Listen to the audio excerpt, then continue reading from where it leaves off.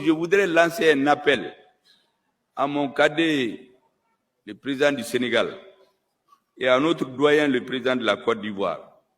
Il ne faut pas être utilisé par une puissance étrangère pour son agenda personnel. Demain, vous ne serez pas là. Demain, quand vous ne serez pas là, parce que tout humain est appelé à partir, il ne faut pas que ce soit vos traces que l'Afrique va retenir. Il ne le faut pas. Ce n'est pas honorable pour votre peuple. Et d'ailleurs, est-ce que les militaires de ces pays vont venir tuer leurs frères nigériens? Je suis sûr que non. Personne ne veut de cette guerre.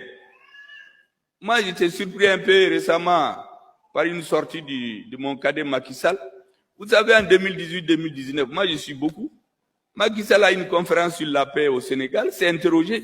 Il dit, mais comment au Mali, on est jusqu'à 15 000 hommes armés et le terrorisme continue de s'étendre? Personne n'a pu lui répondre. Vous voyez, cette lucidité est perdue cette année. Quand le Mali a demandé à la MINUSMA de partir, c'est le même que j'ai entendu dire, mais comment les Maliens vont s'en sortir si la MINUSMA n'est plus chez eux? Mais il faut apprendre à être cohérent.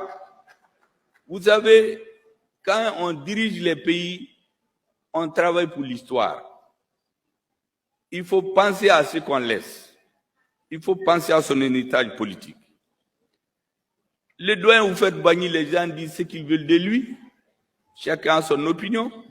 Moi, je ne rentre pas dans les débats idéologiques, mais je constate seulement que son grand parti, le RDA, ils l'ont fondé au Mali.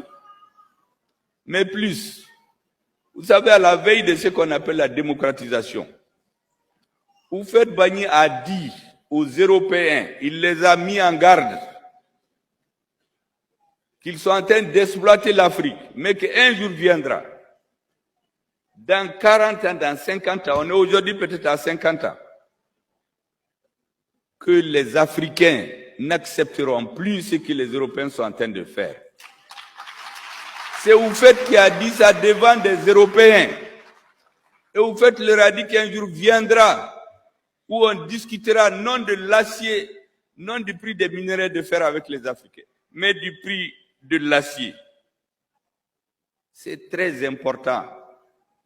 Dans tous nos pays, quand vous fouillez dans l'histoire, vous trouvez que les Africains se sont révoltés contre l'injustice. Maintenant, nous avons des nouveaux dirigeants. La jeunesse ne veut plus ce qui s'est passé par le passé. Elle n'en veut plus. Il faut changer de paradigme.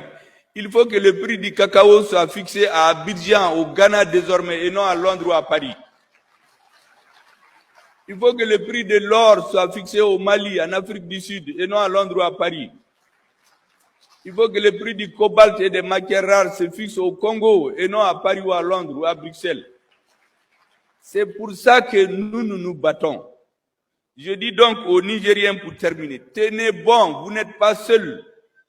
Toute l'Afrique regarde aujourd'hui le Mali, le Niger, le Burkina Faso et d'autres pays.